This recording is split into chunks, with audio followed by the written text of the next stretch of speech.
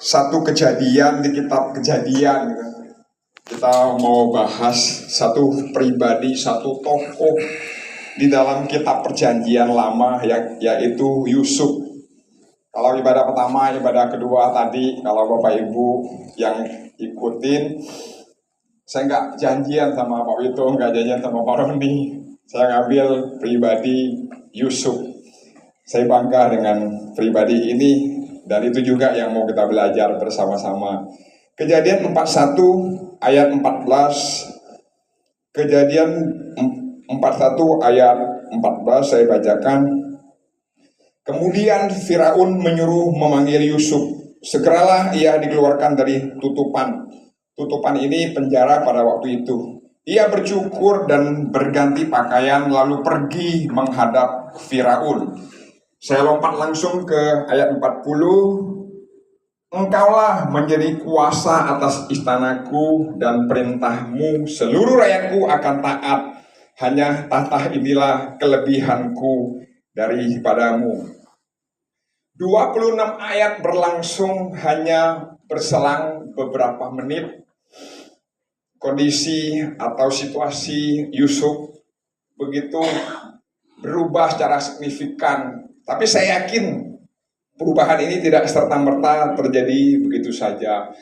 Jadi dalam hidup ini tidak sulit Tuhan untuk mengubah, tidak sulit bagi Tuhan untuk membalik, tidak sulit bagi Tuhan untuk meningkatkan riwayat hidup kita, untuk meningkatkan latar belakang kita menjadi sebuah kemuliaan bagi Tuhan. Jadi kata lain, pada Kejadian 41 ayat 14 ini, Yusuf masuk dengan status sebagai narapidana. Tapi di ayat 40, situasi itu berubah begitu cepat, tidak serta-merta terjadi seperti itu. Kalau kita mau belajar lebih dalam, ada satu hal yang memberi kita petunjuk atau peristiwa yang mendahuluinya.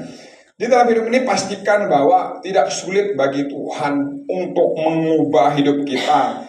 Tidak sulit bagi Tuhan artinya untuk mengangkat kita apa yang seperti Yusuf alami. Tapi ada satu hal yang mau kita pelajari, yang memberikan petunjuk atau peristiwa yang mendahului mengapa status Yusuf bisa berubah seperti itu, yaitu jawabannya ada di Kejadian 41 50 sampai 51. Demikian firman Tuhan, Kejadian 41 ayat 50. Sebelum datang tahun kelaparan itu, lahirlah bagi Yusuf 2 orang anak laki-laki yang dilahirkan oleh Asnat anak Potifera imam di On.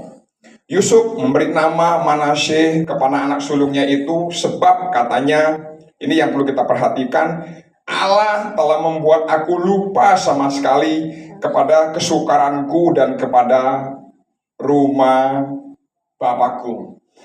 Jadi kalau kita membaca ayat ini, satu hal nilai petunjuk yang memberi tahu kepada kita peristiwa yang mendahuluinya, bagaimana situasi Yusuf bisa berubah statusnya sebagai seorang narapidana, bisa berubah menjadi seorang tangan kanan Firaun, menjadi Perdana Menteri, orang nomor 2 yang ada di seluruh Mesir. Satu hal yang membuat ini terjadi pada waktu anak Yusuf yang pertama, anak sulungnya yang lahir yang pertama diberi nama Manasye. Bapak Ibu tahu apa artinya Manasye? Manasye itu artinya aku melupakan. Jadi perubahan yang seperti dialami dalam kitab Kejadian 14 ke 40 ini, satu yang dialami, satu yang menjadi sebuah petunjuk, yaitu pada waktu Yusuf melepaskan pengampunan. Ini adalah titik perubahan yang menentukan atau titik balik dalam hidup Yusuf tatkala dia melepaskan pengampunan.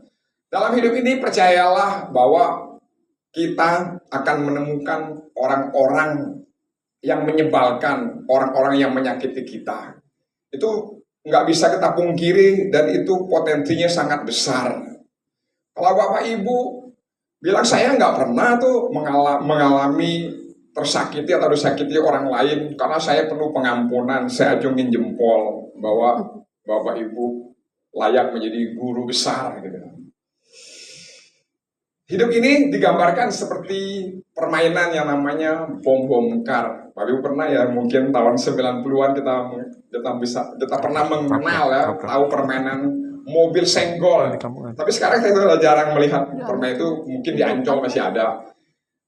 Sekalipun Bapak Ibu masuk beli tiket main mobil senggol, mungkin pikiran Bapak Ibu atau anak muda, oh saya nggak mau, saya mau posisi ada di pinggir, saya nggak mau menyenggol, saya nggak mau menabrak. Tapi apa yang terjadi justru sebaliknya. Kalau Anda semakin posisinya ada di pinggir, semakin menyendiri, itu potensi besar ditabrak. Itu potensi besar mengalami senggol. Akhirnya apa yang terjadi? Kita justru akan terpengaruh dan balik untuk menyenggol. Kenapa? Karena kita ada dalam arena yang sama gitu. Kita nggak bisa keluar dalam arena itu. Jadi sekali lagi dalam hidup ini kadang-kadang kita menemukan hal-hal yang nggak kita sukai gitu. Tapi itu mau nggak mau akan terjadi di dalam kehidupan kita. Saya mendengar sebuah kesaksian. Saya nggak tahu kesaksian ini benar atau tidak, tapi saya mau ngambil nilainya, saya mau ngambil dari pelajaran dari kesaksian ini. Ada orang yang dibawa ke surga. Sampai di surga, dia temani oleh malaikat untuk melihat ruangan-ruangan yang banyak di surga. Itu menurut orang tersebut. Ruangan yang dilihat, yang pertama tuh ruangan yang besar, yang isinya organ tubuh. Oh, ternyata menurut orang itu ruangan ini disediakan bagi orang yang sakit, yang berdoa, minta organ tubuh yang baru. Di situ ada jantung, ada ginjal, ada hati. Ada ruangan yang lain yang lebih besar. Ruangan tuh isinya tuh uang, isinya tuh logam mulia, berlian dan lain sebagainya. Oh, ruangan ini ternyata itu orang yang berdoa minta kekayaan, minta materi disediakan. Ada lagi ruang yang lebih besar, itu ruangan yang isinya perpustakaan, buku-buku. Ternyata ruangan ini tuh disediakan untuk orang yang minta hikmat, minta kebijaksanaan, pengenalan akan Tuhan dan pewahyuan. Tapi menurut orang ini, ada satu ruangan yang lebih besar. Yang lebih besar dari ruangan organ tubuh, lebih besar daripada ruangan yang isinya uang. Bapak Ibu, mau tahu ruangan apa itu? Ternyata itu adalah ruang perlengkapan itu. Itu ternyata di surga tuh ruang perlengkapan besar-besar. Sama seperti kita kalau mengadakan event kan, perlengkapan itu memang ruangannya besar karena banyak barang-barangnya ada di sana. Barang-barangnya bentuknya seperti cambuk, tongkat, dan barang-barang perlengkapan yang lain seperti rotan dan sebagainya. Jadi ruang itu tuh sepertinya seram gitu. Ruang itu yang mendisiplin orang, yang menghajar orang gitu, ruangan seperti itu. Tapi bentuknya di surga tuh seperti cambuk, tongkat, dan rotan. Kita mau tahu dong, kalau di dunia tuh bentuknya seperti apa. Ternyata yang alat-alat perlengkapan yang banyak di surga itu dipakai Tuhan untuk mendidik kita, untuk memproses kita, biar kita semakin hari serupa seperti Kristus, membentuk kita, memproses kita, biar kita tuh seperti DNA-nya Tuhan. Ternyata di dunia alat-alat yang ada di surga, perlengkapan yang banyak itu, mama mertua, istri yang cerewet, suami yang kasar dan pelit, anak-anak yang nyusahin, dan juga rekan-rekan kerja kita di kantor yang menyebalkan, dan juga bentuknya rekan-rekan pelayanan yang selalu mengoreksi kita, yang selalu artinya itu menghakimi kita, nggak pernah memberi kita solusi. Ternyata alat-alat seperti itu bentuknya tuh di dunia tuh alat seperti itu. Tapi saya mau bilang bersyukurlah dengan alat-alat itu adalah alat-alat Tuhan. Itu adalah alat-alat Tuhan yang Tuhan izinkan terjadi dalam kehidupan kita untuk membentuk kita, untuk memproses kita. Seperti yang dialami oleh Yusuf, dia masuk menjadi seorang narapidana, tapi oleh pembentukan Tuhan, Tuhan izinkan terjadi dalam kehidupannya, dia mengalami namanya pemulihan. Saya mau kembali ke cerita Yusuf tadi. Bayangkan kalau Yusuf dia masih menyimpan kebencian, kalau menyimpan kemarahan, saya prediksi, saya perkirakan dia nggak akan keluar dari tutupan atau penjara. Sekalipun dia keluar, saya juga memperkirakan dia akan menyakiti saudara-saudaranya, bahkan membunuh saudara-saudaranya karena dendam amarahnya yang luar biasa. Tapi Tuhan pasti tidak izinkan itu terjadi, karena kita tahu bahwa saudara-saudara Yusuf adalah benih, adalah bibit bangsa Israel. Mereka adalah umat pilihan Tuhan. Jadi Yusuf mengalami proses, dan Yusuf mengalami perubahan begitu anak sulungnya lahir yang namanya Manasye. Dia melupakan.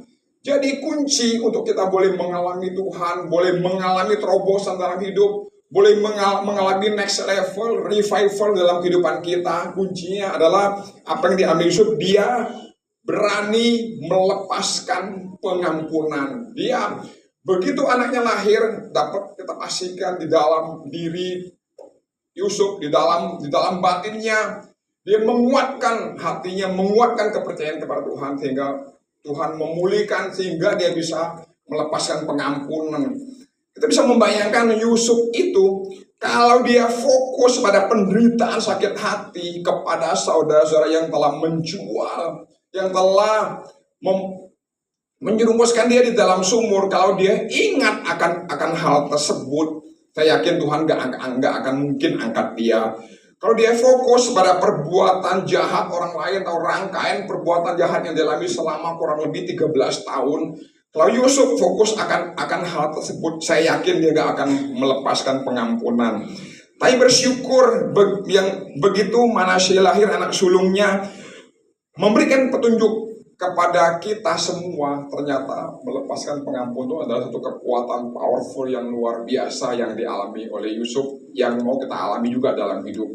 Mungkin setelah Yusuf mengalami kemuliaan Tuhan, Tuhan nyatakan hal yang luar biasa. Dari seorang narapidana menjadi tangan kanannya Firaun, orang nomor 2 Perdana Menteri di Mesir. Dia akan, kalau ditanya oleh paparazzi atau wartawan, apa kesan-pesan Pak Yusuf setelah Pak Yusuf mengalami semuanya ini? Saya yakin yang pertama yang dijawab, saya bersyukur kepada Tuhan yang telah membentuk saya. Yang kedua, saya berterima kasih kepada saudara-saudara saya yang telah menjerumuskan saya ke dalam sumur dan menjual saya kepada orang Midian. Kalau hal itu nggak terjadi, saya nggak akan ada di Mesir. Dan terlebih lagi saya berterima kasih, bersyukur buat Tante Potifar. Buat Tante Potifar. Kalau nggak ada Tante Potifar yang merayu saya nggak akan ketemu dengan Firaun. Jadi seluruh rangkaian itu Tuhan izinkan terjadi untuk memproses kita. Pertanyaannya, kadang-kadang kita nggak sabar kan, kita berontak. Lagi, kembali lagi ke alat-alat yang ada di dunia yang merupakan menjadi alat Tuhan. Itu adalah barang antik gitu. Alat-alat yang Tuhan sediakan yang di surga pelengkap itu dinyatakan di bumi dalam bentuk orang-orang yang menyebalkan kita, orang-orang yang menyakiti kita. Bersyukurlah untuk itu. Itu adalah bagian dalam media promosi daripada Tuhan untuk membuat kita naik next level. Itu adalah media promosi yang Tuhan izinkan terjadi atas kita. Tuhan mau hidup kita tuh semakin hari semakin sempurna, semakin hari semakin serupa dengan DNA-nya Tuhan. Dan bersyukurlah dengan alat-alat yang Tuhan izinkan itu terjadi dalam kehidupan kita, karena Tuhan mau nyatakan kemuliaannya bagi kehidupan kita. Ada amin. Alat-alat ini saya gambarkan sebagai barang antik. Saya mau tanya, Kalau Bapak Ibu punya barang antik, apakah barang antik itu Bapak Ibu tendang atau hancurkan? Saya pikir tidak. Barang antik itu pasti Bapak Ibu taruh di tempat yang terbaik, dielus-elus, diusap-usap, dipindah-pindahkan. Takutnya tuh terjadi hal-hal yang tidak diinginkan. Jadi bersyukurlah dengan barang-barang antik. Mungkin kalau selama ini bapak-bapak yang ada di tempat ini punya istri yang menyebalkan, cerewet, itu juga barang antik. Bapak harus elus-elus rambutnya, gitu. Belai-belai dia. Gitu. Maka kalau bapak punya istri, minta rambutnya jangan dipotong pendek, biarkan terurai panjang. Jadi Bapak Ibu bisa mengelus dia, mengusap dia, karena itu adalah barang antik yang Tuhan taruh di sisi kita. Mungkin ibu-ibu tempatnya yang hadir punya suami yang kasar, bukan hanya kasar tapi pelit gitu. Itu juga adalah barang antik buat ibu-ibu. Buat dia, bikinkan dia kopi yang enak, kasih dia makanan yang enak. Saya yakin kalau ibu-ibu kasih dia kopi yang enak, layani dengan baik, masakannya enak, saya yakin dia akan berubah gitu. Perubahan-perubahan itulah yang akan mengingatkan kita, oh iya ya, ini yang Tuhan mau di dalam kehidupan saya. Jadi bersyukurlah dengan alat-alat, dengan orang-orang antik yang Tuhan nyatakan di dalam kehidupan kita. Ada satu, saya mengajak kita, apa yang dialami oleh Yusuf. Pada akhir hidupnya Yakub, ayah Yusuf, dia berdoa buat anak-anaknya. Ada satu doa buat Yusuf khususnya. Doa ini sangat menginspirasi. Yuk, saya bacakan doanya Yakub kepada Yusuf anaknya. Yusuf adalah seperti pohon buah-buahan yang muda, pohon buah-buahan yang muda pada mata air. Dahan-dahannya naik mengatasi tembok. Jadi ini doanya Yakub pada sebelum dia meninggal di akhir hidup, dia berdoa secara khusus buat Yakub. Setelah seluruh rangkaian itu terjadi, Yakub berdoa secara khusus buat Yusuf. Doanya Yusuf itu digambarkan seperti buah-buahan yang muda pada tumbuh pada mata air. Jadi apa? Artinya gambaran ini menceritakan bahwa Yusuf itu diberkati luar biasa. Itu mata air itu menggambarkan kehidupan. Musim apapun boleh berganti. Mau musim panas, musim kering, musim apapun, sekali musim ekstrim pun yang adanya mata air itu menggambarkan bahwa berkat Tuhan itu selalu menyertai. Digambarkan lagi bukan hanya Yusuf itu diberkati Tuhan luar biasa, tapi dia juga dipakai oleh Tuhan dari gambaran ayat Kejadian 49 ayat 22 ini. Yusuf digambarkan seperti pohon yang mengatasi tembok. Terjemahan lainnya apa? Bahwa pohon yang mengatasi tembok itu, kalau kita punya pohon di pekarangan, kalau kita bikin pagar di pekarangan, saya mau tanya, pohon apa yang bisa menjalar melewati pagar rumah kita? Kalau pohon durian nggak mungkin kan, kalau pohon durian kan dia tinggi. Tapi semuanya kan ada dua pohon setidak-tidaknya. Yang pertama pohon rambutan, yang kedua pohon mangga. Nggak ada peraturan yang tertulis kalau pohon keluar dari temboknya, keluar dari pekarangannya tuh tidak ada peraturan yang tertulis. Dengan kata lain, siapapun yang lewat boleh mengambil buah itu. Saya yakin nggak ada hukumannya, dan Bapak Ibu nggak akan pernah dihukum atau ditangkap polisi, karena itu di luar pagar pekarangan kita. Itu menggambarkan apa? Yusuf itu bukan hanya diberkati luar biasa oleh Tuhan, tapi dia dipakai Tuhan untuk menjadi berkat bagi banyak orang. Ayat 23, walaupun pemanah-pemanah telah mengusiknya, memanahnya, dan menyerbunya, namun panahnya tetap kokoh, lengan tangannya tinggal lihat oleh pertolongan yang maha kuat pelindung Yakub, oleh sebab gembalanya gunung batu Israel.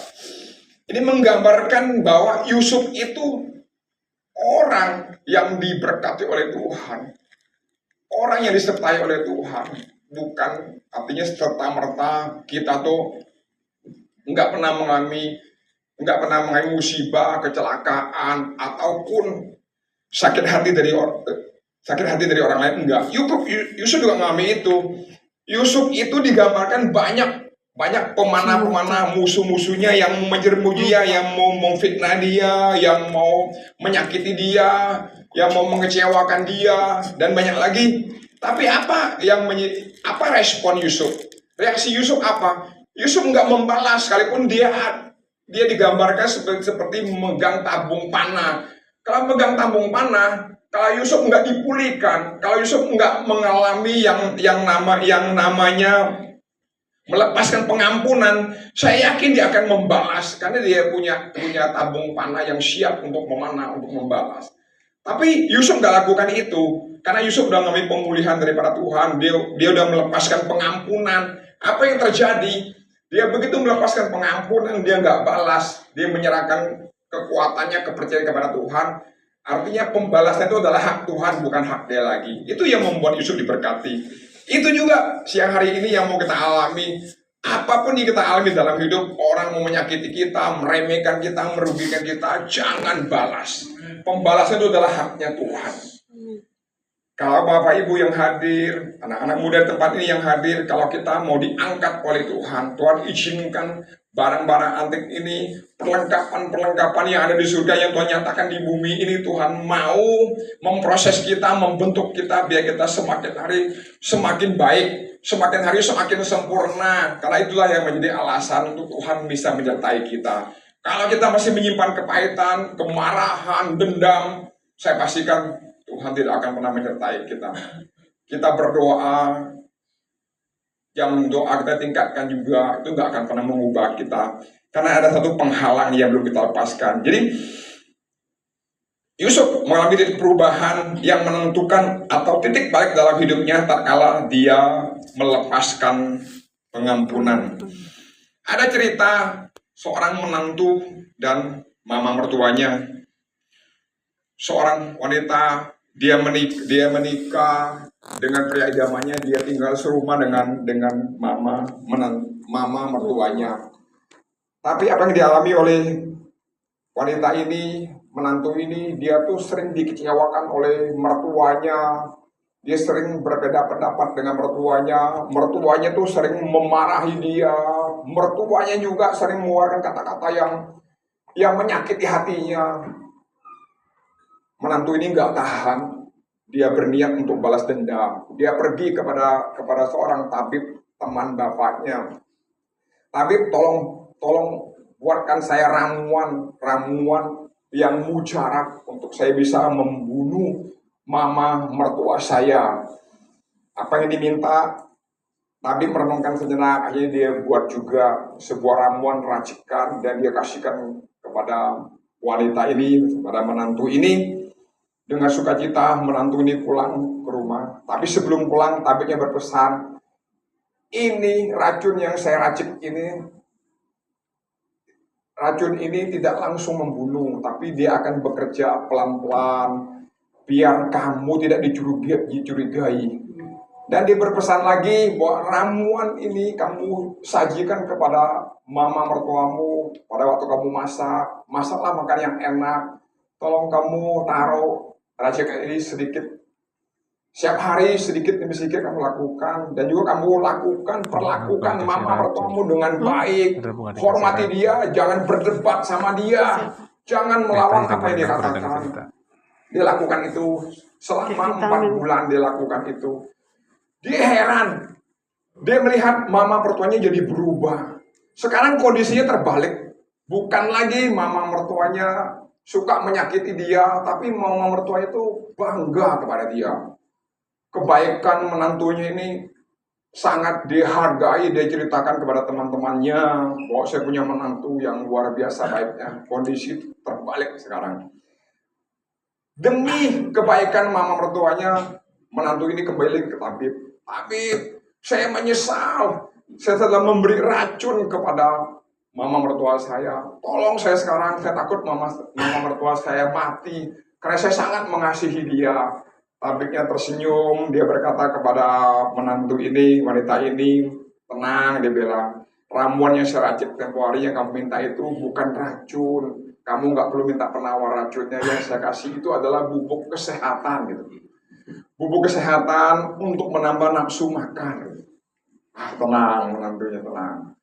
Apa yang bisa kita pelajari dari cerita ini? Kadang-kadang racun itu bukan ada di bubuk itu, bukan ada di racun itu.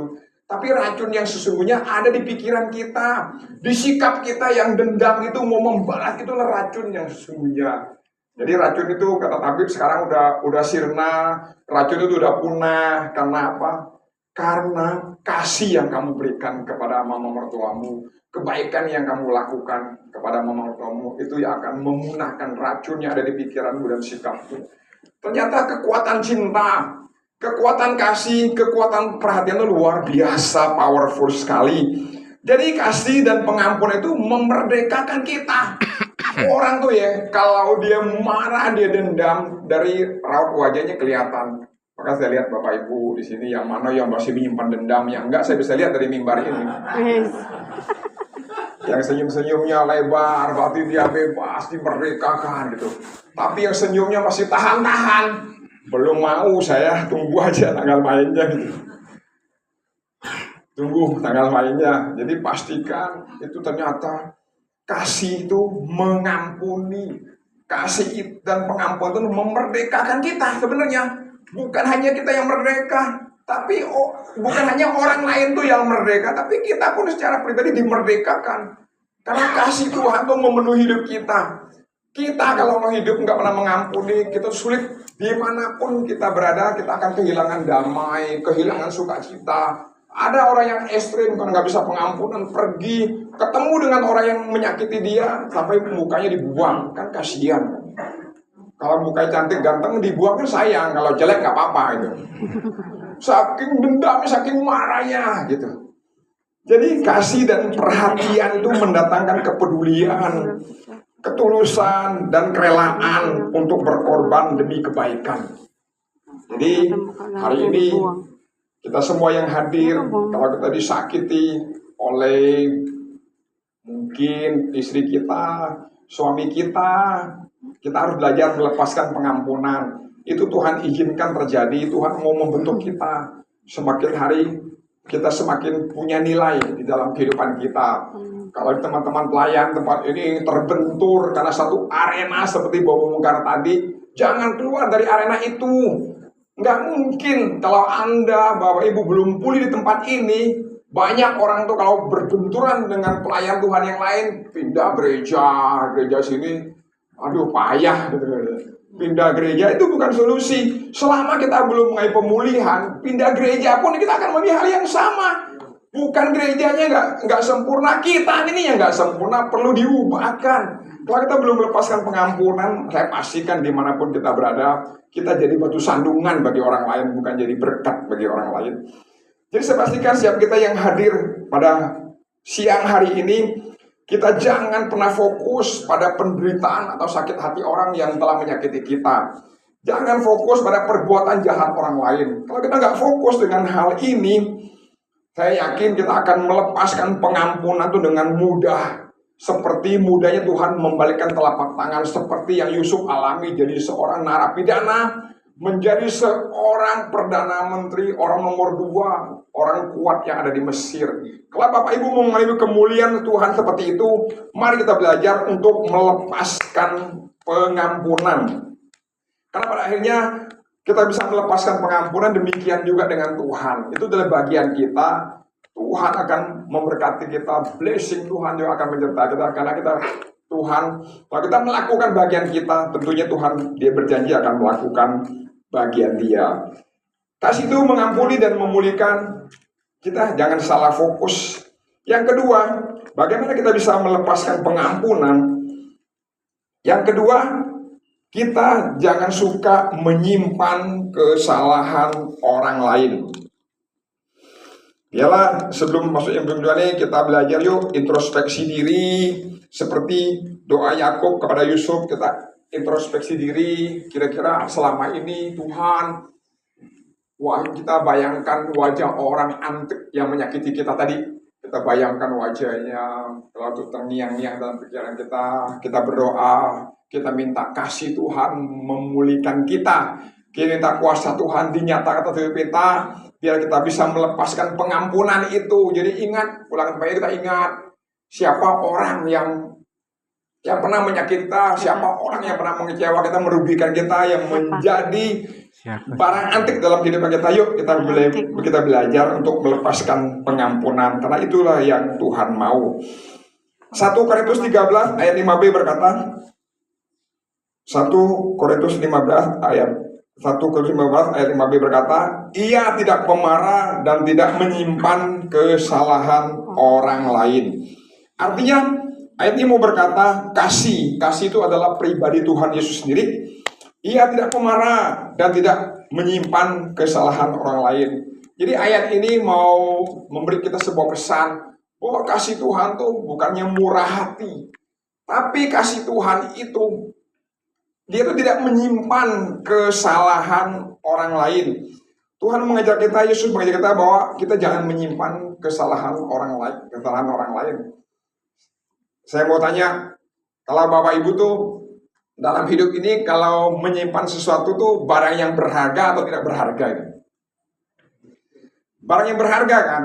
Umumnya logikanya orang tuh kalau menyimpan barang tuh pasti barang-barang yang berharga kan? Seperti emas yang lagi naik daun sekarang kan, harganya melambung tinggi, itu disimpan orang sekarang. Yang kedua, apalagi berlian, surat berharga. Logikanya, kesimpulannya, kita menyimpan barang tersebut karena kita tuh menaruh nilai dengan barang tersebut karena kita beranggap barang itu penting dan berharga dalam kehidupan kita. Tetapi mirisnya dan mengherankannya, kadang-kadang kita suka menyimpan kesalahan orang lain. Kesalahan orang lain dapat digambarkan seperti kita menyimpan sampah di dalam rumah kita. Saya mau tanya lagi, Bapak Ibu di sini suka menyimpan sampah di rumahnya? Tidak kan? Sampah ada 2 hari aja. Kalau nggak diambil, nggak dipungut uang sampah, kita udah marah-marah kan? Kita kesal kan? Ini di mana tuh tukang sampah ini nggak ngambil sampah saya? Padahal saya udah bayar iurannya setiap bulan, tapi tetap nggak diambil kan? Jadi nggak ada orang yang mau menyimpan sampah di rumahnya. Kalau dulu kan ada program gebrek rumah ya zaman dulu ya, program gebrek rumah. Saya juga pastikan, ya saya pastikan sekalipun ada sidak atau datang seorang teman atau sahabat datang ke rumah kita dalam mendadak pun mereka nggak janjian pun, saya yakin kita nggak akan pernah menyimpan sampah kan? Karena kita pikir sampah tuh nggak penting di dalam kehidupan kita. Mungkin rumah kita berantakan, tapi saya pastikan nggak ada orang yang mau menyimpan sampah. Karena sampah itu lama-lama kita simpan jadi penyakit kan? Sampah itu nggak ada nilai jualnya. Sekalipun jemaat sini mungkin kalau ada yang kerjanya memungut barang rongsok, tapi saya pastikan kan nggak mungkin barang rongsokan yang diambil itu nggak punya nilai jual kan, pasti punya kan. Jadi dengan kata lain, kalau kita menyimpan sampah dalam hidup kita sama dengan kita tidak melepaskan. Firman katakan kita tuh tidak melepaskan kesalahan orang lain, tapi kita suka menyimpan kesalahan orang lain. Jadi itu yang Tuhan nggak mau dalam kehidupan kita. Jadi sampah dalam kehidupan kita bisa kemarahan kita, kebencian kita ingin balas dendam karena kita dirugikan. Itu adalah sampah-sampah yang harus kita buang. Karena itu akan menyakiti kita. Itu akan membuat kita menjadi penyakit. Orang yang menyimpan sampah dalam kehidupannya. Kita lihat banyak kesaksian. Orang yang menyimpan kemarahan, dendam, itu kesehatan semakin menurun.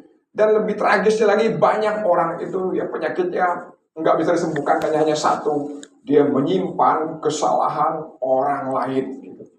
Jadi kalau Bapak Ibu mau sehat hidupnya, mau damai, mau sukacita, jangan menyimpan kesalahan orang lain dan jangan menyimpan sampah di dalam kehidupan kita.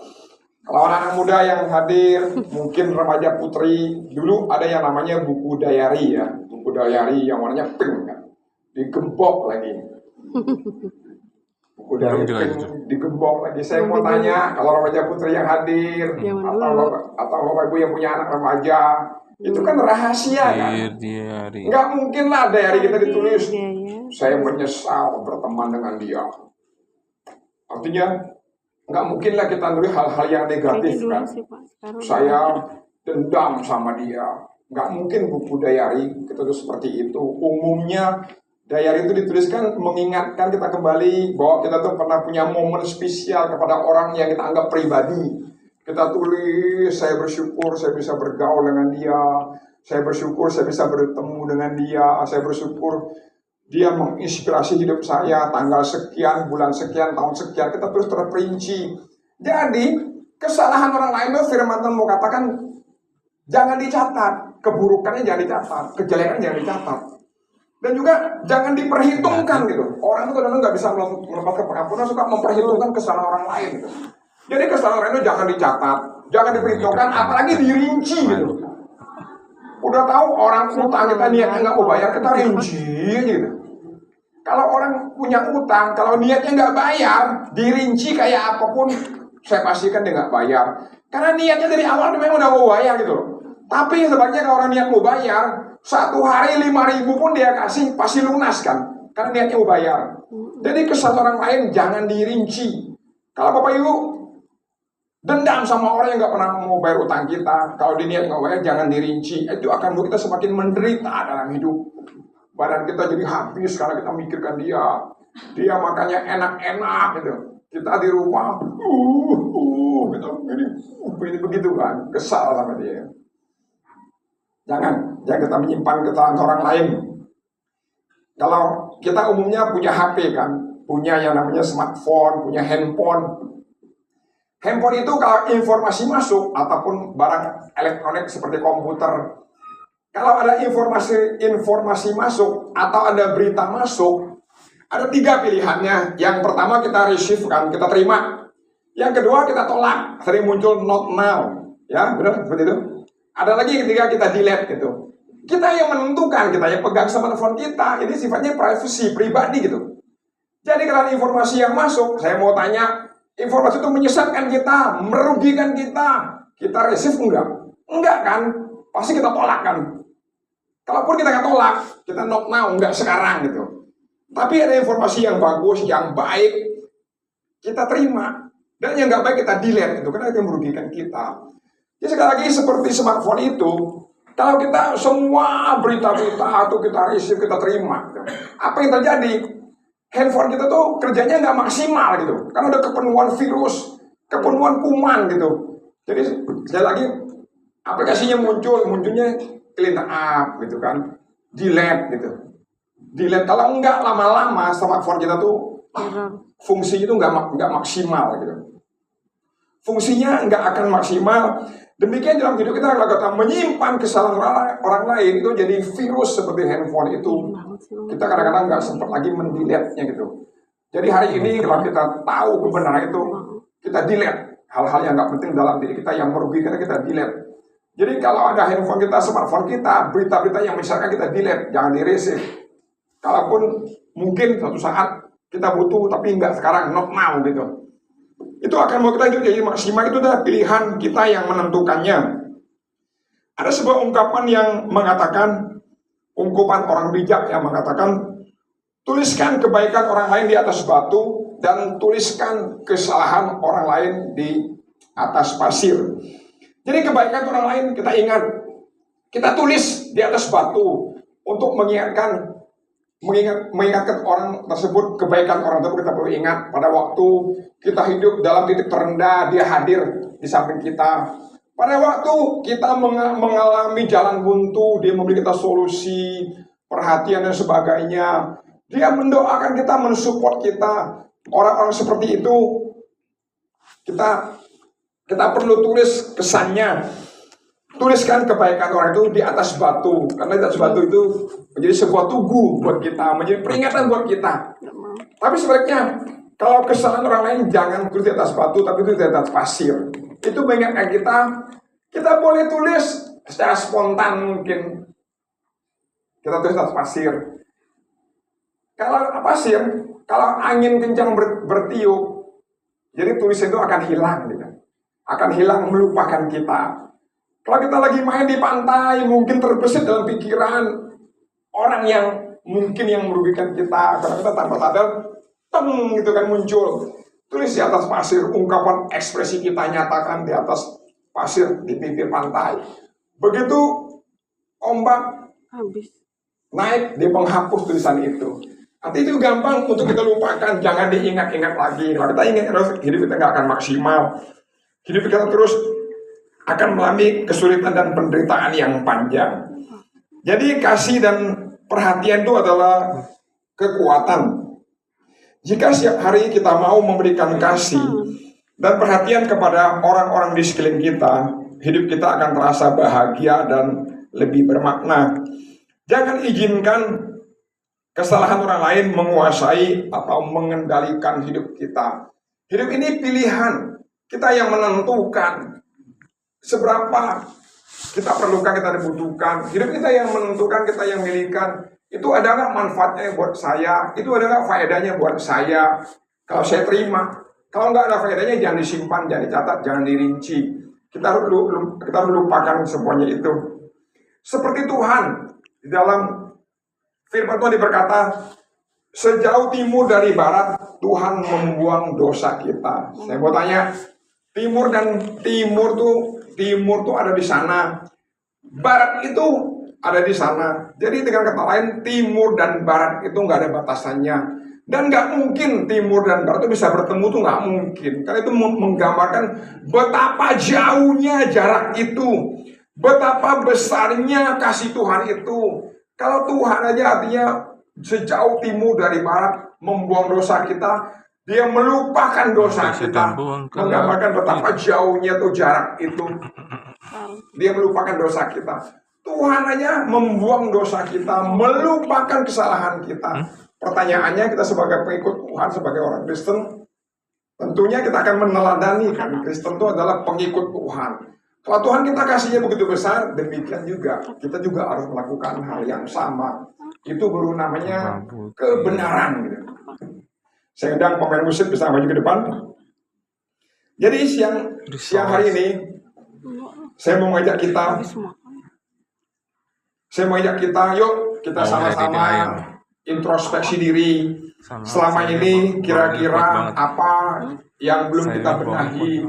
Kalau kita menyimpan kepahitan, kebencian gitu yang mendalam karena sakit hati kepada orang yang telah merugikan, menyakiti kita, kepada orang yang telah meremehkan kita. Firman Tuhan katakan, mari kita melepaskan pengampunan. Kalau kita nggak bisa mengampuni orang lain, Tuhan juga nggak bisa mengampuni kita. Kita hidup nggak mungkin diberkati oleh Tuhan kalau kita belum bisa lepaskan pengampunan. Jadi kalau kita mau mengalami revival di sepanjang tahun 2026 ini, pengen mengalami terobosan, pengen mengalami next level, biarlah Tuhan izinkan kita mengalami ada orang-orang antik yang ada di sekitar kita. Bersyukurlah dengan orang-orang itu, karena orang itu yang membentuk kita. Tuhan izinkan untuk kita boleh mengalami kemuliaan Tuhan, naik lagi seperti Yusuf di tempat yang paling tinggi. Selamat belajar melepaskan pengampunan dan selamat belajar melepaskan kemurahan. Sebagai ayat terakhir, segala kepahitan, kegeraman, kemarahan, pertikaian dan fitnah hendaklah dibuang di antara kamu. Demikian pula segala kejahatan. Tetapi hendaklah kamu ramah seorang terhadap yang lain, penuh kasih mesra dan saling mengampuni, sebagaimana Allah di dalam Kristus telah mengampuni kami, mengampuni kamu. Terakhir, ini benar-benar terakhir, kita mendengar yang namanya Filemon. Filemon, surat ditulis oleh Paulus secara pribadi kepada dia. Jadi surat ini bukan kebetulan. Filemon melepaskan pengampunan sekalipun dia dirugikan oleh Onesimus yang mencuri uangnya, yang mencuri mungkin harta bendanya. Tapi apa yang begitu dia melepaskan pengampunan, Onesimus ini mengenai pemulihan yang daripada Tuhan. Jadi Paulus bukan hanya Onesimus itu bukan hanya bermanfaat bagi Paulus, bermanfaat bagi Onesimus ini, tapi bermanfaat bagi Filemon dan bagi gereja Tuhan. Ignatius, bapak gereja dan tradisi gereja menulis, akhirnya Onesimus ini menjadi seorang bishop, menjadi uskup di kota Efesus. Dia mati syahid pada akhirnya. Dia dibunuh oleh Kaisar Domitian pada waktu kekaisaran Romawi pada saat itu. Betapa powerfulnya kuasa pengampunan itu bisa mengubahkan dan memulihkan kita. Tuhan Yesus memberkati. Biar kita pulang ke tempat ini, kita terapkan firman Tuhan ini. Baik, kita kasih ujian.